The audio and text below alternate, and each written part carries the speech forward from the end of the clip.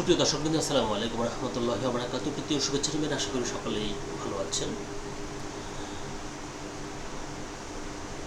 ত্রয়োদশ জাতীয় সংসদ নির্বাচনের পর জাতীয় সংসদের সংরক্ষিত নারী আসনে বিরোধী দলীয় জোট থেকে এনসিপির দুজনকে মনোনয়ন দেওয়া হয়েছে। তার মধ্যে একজনের ব্যাপারে কোনো বিতর্ক নেই, কিন্তু আরেকজনের মনোনয়নপত্র শেষ পর্যন্ত বৈধ হবে কিনা সেটি নিয়ে প্রশ্ন দেখা দিয়েছে। তিনি হলেন দলটির নারী শক্তির কেন্দ্রীয় আহ্বায়ক মনিরা শারমিন। তো কেন তার প্রার্থিতা নিয়ে সন্দেহ দেখা দিয়েছে, এ নিয়ে দৈনিক বাংলাদেশ প্রতিদিন পত্রিকায় একটি প্রতিবেদন প্রকাশিত হয়েছে। চলুন দেখি সেখানে কি বলছে। এনসিপির নারী শক্তির কেন্দ্রীয় আহ্বায়ক মনিরা শারমিন 2023 সালের অক্টোবরে বাংলাদেশ কৃষি ব্যাংকে অফিসার জেনারেল পদে নিয়োগ পান। নিয়োগের পর তিনি প্রথমে ব্যাংকের কুষ্টিয়া শাখায় যোগ দেন। 24-এর গণঅভ্যুত্থানের মাধ্যমে আওয়ামী লীগ সরকারের পতনের পর বদলি হয়ে রাজধানীর কারওয়ান বাজার কর্পোরেট কার্যালয়ে আসেন। সেখানে কর্মরত থাকা অবস্থায় তিনি রাজনৈতিক কর্মকাণ্ডে সক্রিয় হয়ে পড়েন। সর্বশেষ গত বছর ডিসেম্বরে কৃষি ব্যাংক থেকে চাকরি ছেড়েছেন। মনিরা শারমিনের ফেসবুক প্রোফাইলে 11 নভেম্বর 2023 থেকে ডিসেম্বর 2025 পর্যন্ত কৃষি ব্যাংকের অফিসার হিসেবে চাকরি করার তথ্য রয়েছে।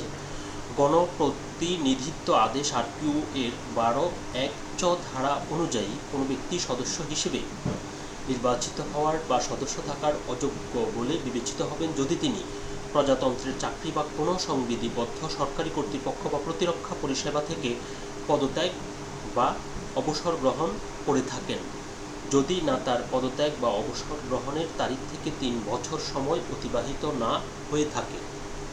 তার মানে হচ্ছে তিনি যে পদত্যাগ করেছেন, পদত্যাগ করার পর 3 বছর পর তিনি নির্বাচনে অংশগ্রহণ করতে পারবেন সরকারি চাকরি থেকে।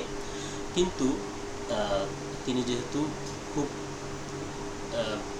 অল্প কিছুদিন আগে তিনি পদত্যাগ করেছেন, অর্থাৎ এই পদে প্রার্থী হওয়ার জন্য যে 3 বছর সময় অতিবাহিত হতে হয়, সে নিয়মটি তিনি মানছেন না।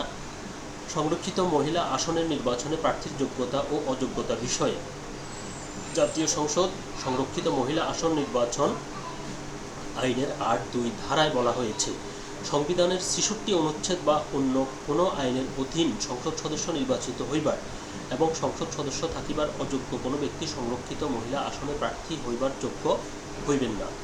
জানতে চাইলে নির্বাচন কমিশনের আইনজীবী তৌহিদুল ইসলাম বাংলাদেশ প্রতিদিনকে বলেন, গণপ্রতিনিধিত্ব অধ্যাদেশের যে বিধান সাধারণ নির্বাচনের ক্ষেত্রে প্রযোজ্য হবে, একই বিধান সংরক্ষিত নারী আসনের প্রার্থীর ক্ষেত্রেও প্রযোজ্য হবে। এটা নিয়ে বিতর্ক করার কোনো সুযোগ নেই। তিনি বলেন, কোনো সরকারি চাকরিজীবী চাকরি ছাড়ার 3 বছর শেষ না হলে তিনি সংরক্ষিত নারী আসনেও সংসদ সদস্য হওয়ার অযোগ্য হবেন।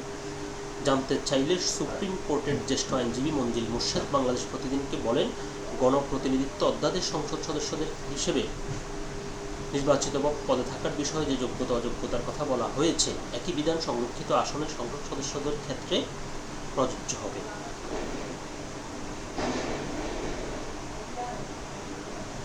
এই বিষয়ে মনিরা শারমিনের বক্তব্য জানতে তাকে ফোন করা হলেও পাওয়া যায়নি। একই সঙ্গে প্রশ্ন লিখে তাকে SMS করা হলেও কোনো উত্তর দেননি তিনি।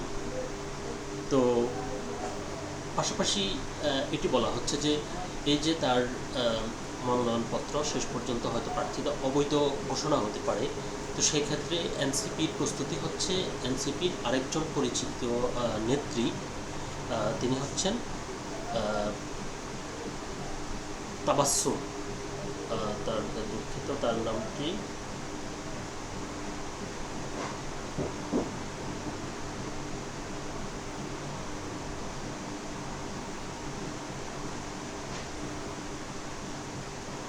অর্থাৎ তারা আরেকজনকে বিকল্প হিসেবে প্রার্থী দিয়েছে যখন তারা এটি বুঝতে পেরেছে। তবে তার ক্ষেত্রেও কিন্তু দুঃখিত তার নামটা আমার মনে আসছে, নুসরাত তাবাসসুম, তিনিও এনসিপির একজন